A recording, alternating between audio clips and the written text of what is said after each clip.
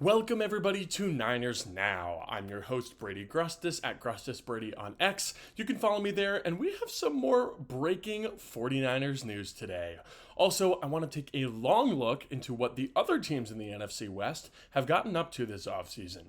This is obviously a 49ers channel, but it's always good to keep tabs on the division rivals, especially considering we'll be seeing each of them play our 49ers twice this season. And stick around until later in the show when we continue our roster ranking series. Before we begin, go ahead and subscribe down below, leave a like, leave a comment, and let's get into it. So yesterday, the first day of training camp, the 49ers signed wide receiver Equanimeous St. Brown, who worked out with a group of players for the team on Monday. This move likely means that Ricky Pearsall will not be practicing for a little while, although John Lynch has said that Pearsall should be activated after the first few days of training camp. St. Brown has been a role player for the most part in his career. He's entering his 7th season, and he only has 2 career touchdowns, which is not great, but he's had a couple of solid years with Green Bay and Chicago as this field-stretching, big-bodied deep threat. He's had multiple seasons where he averaged over 15 yards per catch, which is a pretty good number. You want your deep threat guys to be averaging around that number. St. Brown is also a really solid blocker on the outside. He's 6'5", 214 pounds, and he uses that size well as a run blocker. It seems like the 49ers had been looking for someone like him for quite a bit now. If you remember earlier in the summer, Gabe Davis visited with this team, and he plays a similar role to Equanimeous St. Brown. Now, obviously, the Niners did not sign Gabe Davis, and they did bring in St. Brown. Equanimeous is the older brother, fun fact, of Lions superstar wide receiver Amon-Ra St. Brown. And they actually have a podcast as well called the St. Brown Brothers Podcast. Go check that out. While the Niners did add St. Brown, I'm not convinced that they're done adding at wide receiver, especially if Jauan Jennings ends up traded. Although I will say, Kyle Shanahan did mention today that Jauan Jennings did not formally request a trade, so it looks like there's a little bit of conflicting info with that report. Now, maybe they bring in a guy like Kendrick Bourne or Kayshon Boutte from New England. Maybe it's Dontavion Wicks from Green Bay, right? Or maybe it's a real big fish. Terry McLaurin from the Washington Commanders, who is holding out as of today, looking for a new contract. Whoever it's going to be, keep an eye on the 49ers wide receiver moves this summer, because I don't think that adding Equanimeous St. Brown is the last move that they will make at the receiver position. Now for our offseason overviews, let's start with the division champions, the LA Rams. The Rams won the division after some huge contributions from their young players that really brought this team, and specifically this defense, back to life. The key was the ferocious defensive line with Jared Verse, Braden Fisk, Byron Young, Kobe Turner, all these guys in their first or second or third years in the league who were making a dominant impact each and every Sunday. Those guys were obviously great, but undrafted free agent Omar Spates started pretty much the whole year at middle linebacker. Third-rounder Cam Kinchins played pretty well at safety, and sixth-round pick Bo Limmer started at center for the LA Rams. The Rams started this offseason with some rumors about Matthew Stafford potentially wanting out, apparently running into Raiders minority owner Tom Brady at a Montana ski lodge on vacation at some point this summer. Apparently they just ran into each other. Not sure how much I believe that report. But the Rams and Matthew Stafford eventually did agree on a restructured deal to keep the quarterback in LA for a couple more seasons. The Rams also made some splashes in free agency, re-signing their starting left tackle Alaric Jackson and adding Devontae Adams on a $20+ million per year contract. But my favorite move that they made all year long was signing the criminally underrated defensive tackle Poona Ford from the Chargers. Ford, you may remember as a longtime former Seattle Seahawk, who is a killer run defender. One of the best in the entire league, no doubt. He'll also give you 2 or 3 sacks per year, which, you're playing with house money, getting any sacks from a run-stuffing defensive tackle at this point. They did have to let some talent go. They let Cooper Kupp walk. Jonah Jackson, the guard, is gone. The Rams lost edge rusher Michael Hoyt, who's this nice role player for them. Alaric Jackson, who they did re-sign, is dealing with some complications involving blood clots, and his availability for this season is definitely up in the air at this point. And they were not able to swing a deal for cornerback Jalen Ramsey, which leaves the cornerback room once again pretty barren. This team's not perfect, but once the draft came around, I thought the Rams made a huge swing for next draft.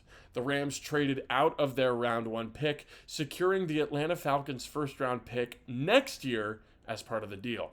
With Stafford getting older, the Rams now have 2 first round picks in next year's draft to try and grab their QB of the future. But this year, I still see this as a competitive roster. That front 7 is once again going to be deadly. That unit only got better bringing in Poona Ford, right? Adding Poona Ford and day 3 linebacker Chris Paul Jr. only amplifies that unit, but I think the cornerback room can be exploited and targeted, especially by a smart play caller like Kyle Shanahan. The offense gets Devontae Adams as an upgrade over Cooper Kupp, and I think they're honestly pretty well equipped to handle the departure of Jonah Jackson. Sure, the offensive line might not be amazing next year, but they still have guys like Steve Avila, Rob Havenstein. At bare minimum, they're going to be serviceable, right? And they recently brought in offensive tackle DJ Humphries, who for a while looked like he was going to sign in San Francisco. The Rams, to me, are still the best team in the division, and they are the measuring stick for the 49ers and the other teams in the NFC West. If you want to win the division, you're probably going to have to beat the Rams at some point. Moving on now to the Arizona Cardinals. I really liked what the Cardinals did this offseason. I think they're starting to build some momentum out there in the desert.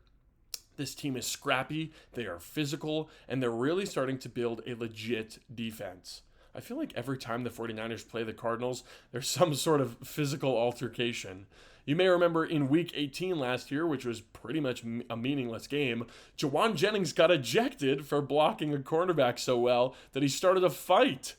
Coach Jonathan Gannon's physical defense-first mindset, I think, is starting to take hold in this team. And the front office, really leaned into that identity this year in free agency. They brought back franchise legend Calais Campbell on the D-line. They signed a new middle linebacker in Akeem Davis-Gaither, as well as a nice run stuffer in defensive tackle Dalvin Tomlinson. Arizona also landed the apple of their eye, their new star edge rusher Josh Sweat, who played under Gannon with the Eagles. Sweat is 28 years old. He's entering his 8th season in the league, but he's been a productive pass rusher for a pretty long time. He's had 5 straight years of over 6 sacks, and that's while playing in that deep rotation that they love to run over in Philadelphia. The Cardinals also extended their star on offense, tight end Trey McBride, who for a very short time was the highest paid tight end in football. Now, luckily for all of us, that title was quickly taken back once George Kittle got his extension. Sorry, Trey McBride. But, Trey is still a great young player for Arizona and definitely the focal point of their offense. In the draft, the focus stayed on the defense, and I think Arizona nailed their draft. Their first 2 picks were defensive tackle Walter Nolan and cornerback Will Johnson. Many had identified both of those players as targets for San Francisco, so I did some extensive study with each of those 2 leading up to the draft. And let me tell you right now, if those guys are both hits for the Cardinals, the Niners are going to have a very difficult time with this defense for the next, 10 years maybe? Nolan is an explosive athlete with a really high ceiling, and Johnson would have certainly gone in the first round, and probably the top half of the first round, if it weren't for some really major injury concerns. The Cardinals also landed some sleepers that I liked, such as Jordan Birch, Cody Simon, guys like that later on in the draft. This offseason was all about beefing up the defense for Arizona, and I think they did an excellent job of that. Now, last and potentially least, the hated Seattle Seahawks. Seattle went through some seismic changes this offseason. This team is going to look very different next year. Notably, they traded away Geno Smith and DK Metcalf, and they cut Tyler Lockett. These are some of the faces of the offense and the faces of the entire team over the last few years. Now they're all gone. Geno was sent to the Raiders to reunite with Pete Carroll. DK joins Aaron Rodgers in Pittsburgh. And Lockett signed with the Tennessee Titans. To replace Geno Smith, the Seahawks went out to get former 49er Sam Darnold. They saved some money by picking Darnold over Geno, but I think this is a downgrade. We saw in the playoffs how Sam Darnold looks when there's pressure on him, and the Seattle Seahawks offensive line has not been anything more than awful in years. I just don't know that it's a great fit. However, to give them some credit, the Seahawks also brought in former 49ers coach Clint Kubiak to be their offensive coordinator. So that Kubiak-Darnold combo should bring a very familiar flair to the Seahawks offense. And speaking of familiarity, they've also brought in longtime NFC West rival Cooper Kupp to replace Metcalf at receiver. Kupp has played in a system very similar to this one for his whole career with Sean McVay, so it's a natural fit. He's a little bit redundant, I'd say, with Jackson Smith and Jigba, but that would make him, honestly, an awesome mentor and a veteran presence in this room. The Seahawks also signed edge rusher DeMarcus Lawrence and brought back guys like Jaron Reed and Jonathan Hankins to be veterans in that defensive line room, which honestly has a good amount of talent. But most of these young guys have yet to put it together in the NFL. If we look at their draft, though, I was honestly pretty excited by it. They finally took a guard in the first round with Gray Zabel, who's a nice scheme fit for Kubiak. In the second round, they traded up for the uber-athletic safety Nick Emanwari, who, honestly, I didn't love as a prospect, but if he's going to succeed anywhere, it'll be under coach Mike McDonald. And then in round 3, the Seahawks got their QB project of the future, Jalen Milroe from Alabama. I called this pretty good value, and I think this is a really exciting pick. Milroe is super raw as a passer. Do not get me wrong, he's got a lot to learn, and I think it'll take a while before he's ready to play that West Coast Shanahan style of football that Kubiak will be running. But Milroe has great velocity on his throws. He's got a deep ball, and he's a ridiculously good runner. I mean, honestly, I don't think it's hyperbole to say that he is in that Josh Allen, Lamar Jackson tier of rushing quarterbacks. If Jalen Milroe pans out for Seattle, we are going to have serious trouble containing him for the next decade. They also landed a nice pass-catching tight end in Elijah Arroyo and took a bunch of swings on day 3 that I'm a big fan of. In particular, I liked Bryce Cabledew, Damian Martinez, Ricky White, and Torrey Horton. Those are all guys that I liked a lot in the draft process, so it pains me that all of them ended up in Seattle. And while I did like a lot of the moves this team made, especially in the draft, I think that ultimately the Seahawks will end up last in the NFC West this year. They're just a couple years behind the other teams in their rebuild, and I think with all the roster turnover, they do take a step back this season. I don't think they'll be pushovers. I don't think they'll be a 4-win team or anything, but I am expecting this whole division to be impressive, and so I think Seattle will end up in 4th place. So that's a taste of what the rest of the NFC West has been up to this offseason. Who do you think is the best team in the division? Who's the worst? Let me know down below in the comments. Now let's move on to the next installation of our roster ranking series, where I rank every member of the 49ers 90-man roster from 90 to 1. Today's group are all guys who I think should have a chance at a roster spot, but most of them are going to have to really impress to really lock down that slot. Starting us off today at number 59, I have undrafted running back Corey Kiner from the University of Cincinnati. Kiner is a pretty interesting player. He's small, he's only 5'9", but he's well built and he's got really nice contact balance. He ran for 1,000 yards each of the last 2 years at Cincinnati, and although he's not a burner or particularly explosive, he ran for over 5.5 yards per carry in both of those 1,000-yard seasons. We saw the Niners add a productive college running back who wasn't especially athletic last year in Cody Schrader, and unfortunately he didn't make the team. Kiner is definitely going to have an uphill battle in order to do what Schrader couldn't, but he's a talented guy, and I think he's certainly got a shot. At number 58, we've got backup offensive lineman Nick Zakelj from Fordham. The Rams, I believe, the Fordham Rams. Shout out to Fordham. Making the NFL from an FCS school is always impressive, and Zakelj actually has a cool story. He played linebacker in high school, but converted to offensive line once he got to Fordham his freshman season, which is already unconventional. You don't see a lot of linebackers converting to offensive line. Zakelj played immediately. He started 8 games his freshman year, where he blocked for NFL running back Chase Edmonds. Edmonds had scouts from all 32 teams coming to Fordham games to watch him, and those scouts got to see Zakelj impress as well. Back to the present now, Zakel, has been on the 53-man roster every year of his career and has been a primary backup playing both guard and center. He should be the favorite to earn that role again, but he will have plenty of competition this year. At 57, I have defensive tackle Kalia Davis. Davis is entering year number 4 with the 49ers. He was an athletic pass rushing prospect coming out of UCF, but an ACL injury dropped him pretty far in the draft, and more injuries have kept Davis from gaining any momentum in the NFL so far. He's really struggled to get any sort of consistent playing time, but he's held onto a roster spot when he's been healthy. This year, however, I think that gets way more difficult with the guys that the Niners brought in at defensive tackle. Kalia Davis may absolutely be competing for his NFL career this summer. Number 56, I've got running back Patrick Taylor Jr. Taylor actually got some starts last year towards the end of the season once all the running backs went down. And he played fine, I guess. Not especially great, not a ton of upside, not going to light the world on fire. But Taylor is currently slated to be the 4th-string running back. I mean, you don't expect a ton from your 4th-string guy. His Week 18 performance, I thought, actually exceeded expectations. 17 carries for 109 yards, which is good for 6.5 yards per carry. Pretty efficient, and by all means, right?